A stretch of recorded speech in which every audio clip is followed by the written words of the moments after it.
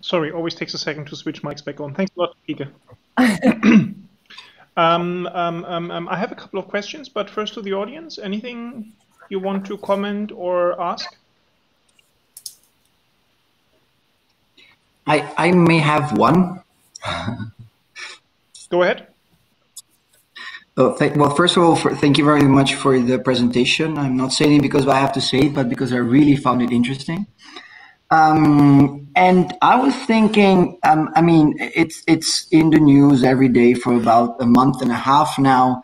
All what's happening about police brutality and stuff like this. And I was thinking that at some point, probably something like a blackout of the system happens in the moment in which you, for instance, have a policing, a predictive policing software that says, okay, this George Floyd guy may be someone who you need to take care of and then arrest before he does something bad. And then police, and of course he is a potential perpetrator of a crime, and then police gets there. And at that very moment, the software realizes that the perpetrator is actually the victim, because the police is going there, and those type of policemen were like, I don't know, were supposed to be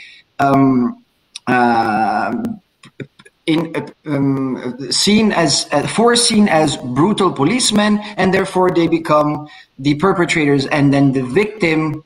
So you see, like there's kind of like a switch at some point. It's like the same person is in a sort of like quantum superposition of being a victim and the perpetrator at the same time. And because it's a perpetrator, he's also a victim, and the other way around. So my question, of course, is provocative, and it's about the fact that will policemen be predicted as potential criminals because they can wear a gun, like, or will they be in this databases as well? Because that's what I'm really scared of. Because otherwise, if that doesn't happen, you kind of allow brutality even before anything has happened at all. What's your take on this? I think I have many takes, but I'll start with, I think we have to understand that what is being predicted by data is very political. So I also asked police officers working on sort of these risk scoring models if they would use this data to look at their own actions, because you can also flip it, right? You can look at sort of police data and say, where did our interventions actually work and where they didn't work. So I think there was like one research done in Canada where they said, like, if we look at the data and we see like 1 or 2 or 3 police officers with different gender going to a domestic violence situation, we see that it works better if it's like 2 police officers, 1 male, 1 female. I don't know the exact details, but this is like sort of the gist of it. And then I asked them, like, so do you also use it to analyze your own actions? And that's a firm no. It's like, because it's always being applied to the other and not to yourself. And that, of course, it's very difficult and like maybe sensitive if you apply police data to look at police and how they're like internally. It's politically sensitive, I feel. So they're like, I think they will not show up in police records because it's like a political choice to look at the other and not to yourself. So that's one. And then I think, like, if you look at sort of the impact of predictive policing on society, we have to look, especially location policing, there's like a combination between human and tech bias, because like the predictive policing location model will already direct you towards communities that have been over-policed, for example. But then police officers are sent there and they have an internal stereotype of who will become a perpetrator. And I don't know if you've ever tested it or what your background is, but I was in Berlin and somebody locked my bike and I want to get my bike back. And so at 2 in the morning, I was like with a saw and a drill trying to like break this lock from somebody else on my bike. And I didn't think about it. Like I didn't bring any ID or anything. I was just there with power tools trying to like steal my bike back. And I think 7 police cars like passed me and none of them stopped. And I know this would have been very different if I wasn't a white female. So there's like inbuilt bias, and I think it's like the combination that is very dangerous. And then there's like this distinction between victim and perpetrator is also not so clear, because like because the rationale is that victims are very likely to become perpetrators.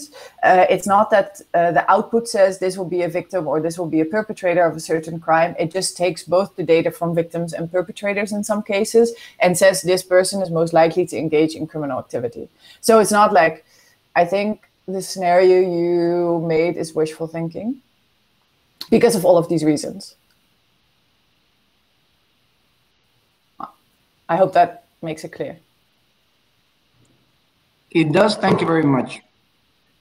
There was one other person raising their hand. I forgot their name.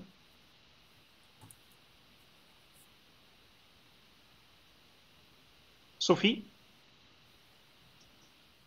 Thank you. Thanks, Fieke, for your very interesting presentation. I would like to ask you 2 questions. The first is more general. Do you think that there needs to be more regulation in the EU when it comes to these predictive policing tools? Or are the existing legal frameworks already sufficient if they would be applied correctly? For instance, you were mentioning the arrest of someone just based on the predictions of a software. In Belgium, you need indications of a crime to arrest someone. So arresting someone based on a software prediction would be illegal, in my opinion. And then a question on a detail of your presentation, just because I'm interested in that. At the beginning, you mentioned that victims of crimes are more likely to become perpetrators. So I was wondering what this statement is based on and for which types of crime this would be true.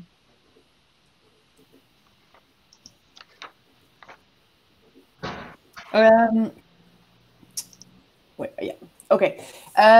So I think the biggest problem with any legal frameworks around sort of, especially the use of data within police, is oversight and enforcement.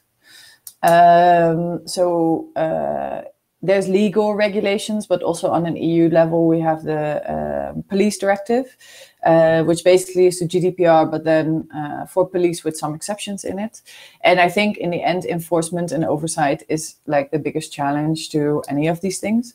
And I don't think like, the thing is that what we're seeing is that most of these things are actually not leading to arrest, but they're leading to a lot of harassment, especially in the UK. You're seeing this where, for instance, the gang matrix really like, it's not that people are arrested, but they're like stop and search increases. People like people from a certain sort of demographic get harassed more by police in certain areas. But then also like this data is shared to other public authorities. So there was this really nice quote in the gang matrix report of Amnesty. I mean, nice quote is depends, which basically said that there was a nurse in the hospital and she overheard her colleague saying, oh, this is one of these gang nominals the police warned us about, be careful. And like, so it has impact on sort of a lot of things like care you get, how you're treated in your schools, what your landlord does, like, because all of this data gets, like this data got shared in the gang matrix with all these other authorities and like non-authorities, like landlords are not really public authorities. And this was also one of the biggest issues around it. This is why it was suspended. So I don't think necessarily it leads to arrest because that's something you can challenge, but it leads to increased harassment. I'm sorry to interrupt you. Is this caused by the predictive tools, or is this just a problem of attitude of police officers or some police officers? I think both. But what with the gang matrix, what you saw was that the notion of gangs didn't really exist prior to 2011. And all of a sudden, because you get labeled a certain way, then certain characteristics like young, black, but also wearing a hoodie, hanging out with the wrong friends, like it sort of becomes a police priority. And so they will look at it more. They will start interacting with these young adults more. So it's definitely like something that would already existed, but people say it increased because of like the creation of this idea about gangs, which is a political choice to do it. And so you see this with other crime types as well, whereas, for instance, also in a positive way, where you see sort of like before, maybe 20 years ago, victim care was not such a priority for police. And with EU regulation, it actually became quite a big priority. So now there's all policies and procedures on how to deal with victims, which is still not perfect, or like there's a lot of issues around it as well. But you see that there's more police resources being allocated to it, and thus there's more attention to it. And the same happens sort of with, I think this is what these tools actually do, is they make certain things a bigger priority and more resource allocation, so it has more impact on the streets. Okay, thank you. And then like victims of crime are more likely to become perpetrators. I mean, I think this is quite common in criminal justice literature, but this is what all like police told me. They were like, we know that like people who commit a lot of specific crimes were either also victims of certain crimes or grew up, what they say, it's like intergenerational transmission, like criminology. So that if you grow up in a certain household where there's already a lot of like criminal activity happening, the likelihood that you will engage in criminal activity in the rest of your life also increases significantly. And so they say that like they know this from just being a police officer and being around for many years. But there's also other people refer to like academic criminology literature, where this is like, there's not like, not every victim becomes a criminal, but there is like this cycle that is quite distinct. Yeah, so also the other way around. What do you mean? That perpetrators are sometimes more likely to become a victim, yeah, in criminal organizations or... No, totally. And also like you see this, for instance, so in Amsterdam, you have the top 600 that focus on high impact crime. And now recently in the last 2 years, drug violence became a bigger priority. So, and what they've witnessed is that sort of the organized crime units are sort of drawing in these young, impressionable young adults into their criminal circuits. So they're like they do like low-level criminal activity, and they get on the radar of organized crime, and they pull them in and they give them like, they ask them to do stuff like there was a grenade hung on the Justice Department front door, and then they get paid 2,000 euros for it. And there's been like an increase in liquidations in Amsterdam where really young, like maybe 20-year-olds are liquidating people for 5,000 euros on behalf of like organized crime units. So now a new priority of this sort of predictive like person policing is identifying these kids who are most susceptible of being drawn into organized crime to do like their to do all of their bidding, like liquidations, but also hanging this hand grenade. So these are the examples I've been given by police. And the objective is really to like see if these public institutions can work together to prevent these kids from being sort of drawn into this life of crime, because it usually ends up either they are killed or they spend the rest of their life in jail. And then police keep on saying like, well, don't we have the responsibility to make sure that these kids have the opportunity to get a different life than this, because the life is quite short otherwise, and it's like really horrible.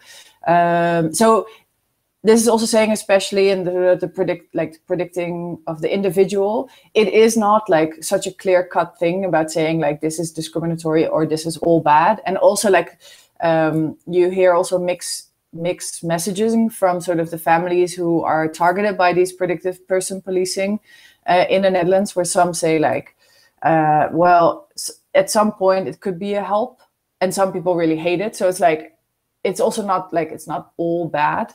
And it is a problem. Like these young kids are getting sort of recruited by more organized crime authorities or organized crime organizations. Fieke, what you're saying right now, does that relate to the monitoring or for how did you phrase it, for concerning behavior of 6 to 12-year-olds, or? No, this is more on the, so once they're no longer minors. Okay. So that's because in the Netherlands, the criminal justice system starts from 12, I think. So it's everything above that. But the young adults are usually between 16 and like 24.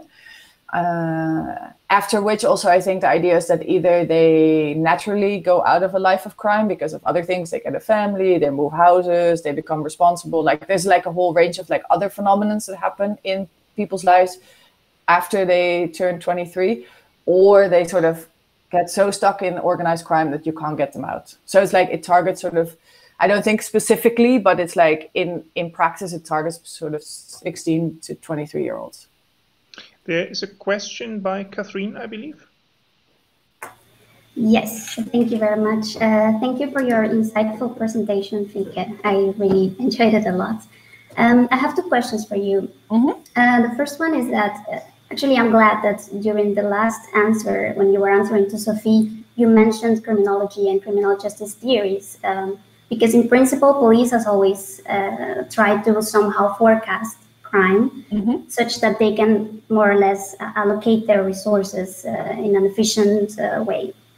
But and that explains why predictive policing is somehow based on old criminology theories like social control theory or routine activity theory, these kind of things.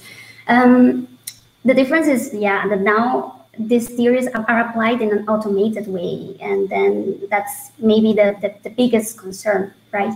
But with all the dangers that predictive policing tools bring, that you were highlighting during your presentation, does that mean that the police shouldn't use these tools and just go back to the old way of predicting crime, which doesn't necessarily mean that there will be less police bias, or like the only difference would be that the reach of that bias will be lower for the wider population, of course.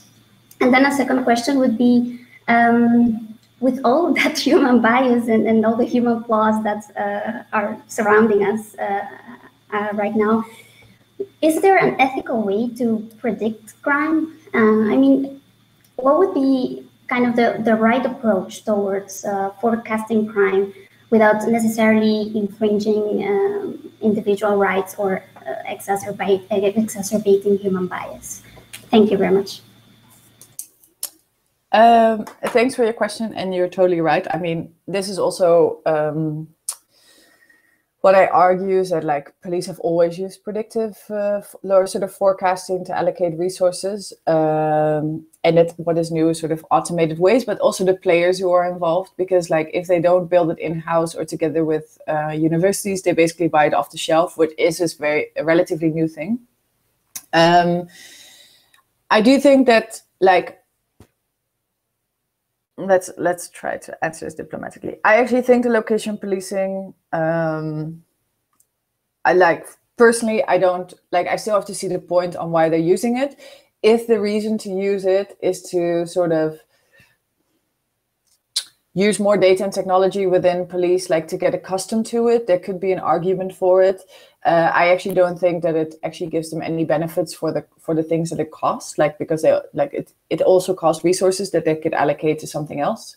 So I think like that for the predictive person policing is that I think we have to like, I'm actually on the fence about it. So I think the gang matrix is a quite clear answer. It should never have happened. But then other things are less clear, like the top 600, for instance, or the PGA-lijsten. They're not so clear cut. Like, and I think we should, as a society, have an honest and like conversation about it. About like, what do we want actually police to do in our society? What does this mean for certain populations? And like, and can we give them any agency to either like foreground issues that happens? Because anecdotally, I've also heard that being on this list, like on these lists, can have really like increased attention from police. So they come into your house, you're like a single mom with 4 kids, and then 6 police officers show up in your house with like riot gear on. And all of this stuff is super traumatizing for the entire family. So even if one kid's on one of these lists, then it's traumatizing for the entire family. All your neighbors are watching. Like, I think sometimes the repercussions of the police actions, for instance, can be quite traumatizing for the entire family, and actually might do the opposite what they wanted to achieve. So it doesn't deter people from going into a life of crime, but anyway, they're like, society sees us this way, so we'll anyway go into it. So I think we should have a more honest debate about like how successful is it actually? What are the activities that work and what are the activities that don't work? Because some of the activities that are tied to this predictive person policing, I think are super important. Like in the Netherlands, you get one person, like it's called one person that sort of navigates between you and all the public authorities. So you have sort of a buffer. And anyway, you're in all of these systems, and now you get additional attention. So you actually need this person to help you maneuver it, and also say like push back and say like now it's gone too far, or we want it in a different way. And a more important focus in the Netherlands is also becoming sort of debt reduction, because they're seeing that sort of debt is a massive like sort of variable of why people like turn to a life of crime or continue in a life of crime. That debt is like a really common denominator across all of these young adults. So I think we have to sort of see like what works, what doesn't, and also be very open about it, because it's quite difficult to get police to talk about all of these things. And then also the expectation, because there's this assumption that if these systems work, people will be deterred from a life of crime. But in the end, also when talking to police and other people about this, they say like, yeah, in like, if we can save like 1 out of 10 and change their lives, change the conditions in their lives so they become like what we call a proper citizen, that's already a win, and the 9 will continue doing this. So, and whereas from the outside, everybody assumes that the aim of these programs is to like support everybody from leaving the life of crime, which in reality, all the police know it doesn't work that way. So I don't think there's like a clear yes or no answer, but I would love to see more open debates about it, and also sort of how ethnicity, class, where you live, like your experience on the streets, all sort of intersect with sort of how you end up on these lists. And then what does it also mean for all the activities of public institutions prior to people ending up on these lists? And then, oh yeah, you had a question about human bias. Is there an ethical way to predict crime? I don't know. I have to think about it. I mean, it's like, I think the problem is that it now is a combination between human and machine bias, and that it's very difficult to like sort of challenge this when you've made it to these lists, or when people take action upon it. Yeah, I don't know if that answered your questions. Yes, you did, but I have a follow-up. Okay. So if I understand it correctly, for what you were saying about my first question, you were more kind of referring to a general police reform instead of just talking about the policing itself, right? I mean, yes. Because it goes further than just the tools. Yeah, totally. Okay. But that is because I don't think, for me, the tool is like, it's sort of like a symptom of larger structural issues, both within society and police. And sort of like, if we want ethical predictive policing, we probably have to like start discussing the more structural challenges. Yeah. Indeed, I agree. Thank you. I've got one more question about all these lists that you're mentioning, and that is, what is actually the legal basis within the EU for sharing the content of these lists basically publicly with landlords and I don't know, whoever might be interested in that? And is there a way for people who end up on these lists to know that they're on them and to understand why they're on them? Is there a public contact point that might explain these decisions, or that might explain policing decisions in the Netherlands or throughout Europe? Yeah, so the case about sharing this data with the landlords is really specific to the gang matrix in London by the Met, the Metropolitan Police Department. And in the end, it wasn't legal. So the ICO, the Data Protection Agency of the UK, also suspended it and gave them a notice that they had to change like something like 10 crucial points within how the system works, which included data sharing, but also like the variables to get on this list, like how to get off this list, data retention. Like there were a lot of like data protection issues. So that definitely wasn't considered legal. Otherwise, the ICO wouldn't have given the notice and investigated. In the Netherlands, actually, these they're called PGA. So these top lists are actually, they have a different name. They're hosted in the city. So the city is responsible for them, or the municipality is responsible for them. And the police is one actor that works within this framework. And they have, I mean, I am not a legal scholar, so I don't know, but they have, this has been tried and tested quite long, and they have like a complete like legal and data protection arrangement on how the data sharing between the agencies works, and they don't share it outside. So they only do it, there's a finite of public authorities that is part of it, which includes like the parole officer, police, child protective services, the city, and I think like one or two others. And they say they have a governance framework that is legal, and which I actually believe, because like what you see is that in all of these discussions with the police, in the end, it's a public bureaucracy. So they're really good at like following the rules. And I think it could be challenged, but I think this top 600 has been challenged, and it turned out to be like the premise on what like how they share data was not considered a problem, unlike the gang matrix it was. So usually the people on this list get notified that they're on this list. So not in the gang matrix, but in the Netherlands, if you're on the PGA, you get sent a letter from the municipality that says you are on this list and the reasons why. So that all the variables, that you committed 3 crimes in the last 2 years, that you've been in front of the public prosecutors, that there's like it's also on the public website, there's a list of variables on how you get on this list. And so they're notified by a letter, and then in this letter it says that one of these coaches, or they're called recherche, from one of the public institutions, they actually reach out to you, and then you start this trajectory. Which can take, you get off the list once you no longer meet the variables. So you can keep on, like it can take 1 year, 2 years, 3 years to get off one of these lists. It depends on your personal situation. Okay, thank you very much. And maybe one interesting thing to note is because the gang matrix example is quite famous. And so I talked to the ICO about it, and they said that it wasn't actually the people who were on the matrix that filed the complaint, but it was all the sort of the digital rights movements within the UK and Amnesty that really pushed it forward, and it pushed it on the agenda of the ICO, which led them to investigate.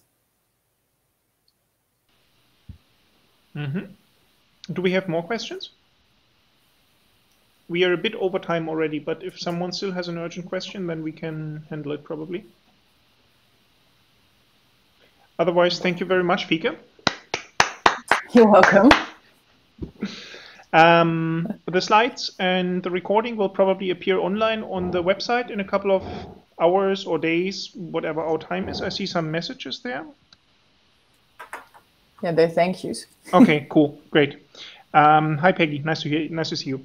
There is another seminar planned already for the end of September, where Kim from our department will be talking about privacy by design with Lyndon and her specific training materials. So I'm also looking forward to that. Otherwise, I think for about a month you have no further annoying talks on technology and human rights and the intersection of those. Thank you very much for attending. Thank you very much, Fieke, for presenting. And have a nice summer. Thanks again. Thanks for having me, and enjoy the summer. And I'll send you the cool, slides. Thank you. Okay. Good day, Bye. everyone. Thanks.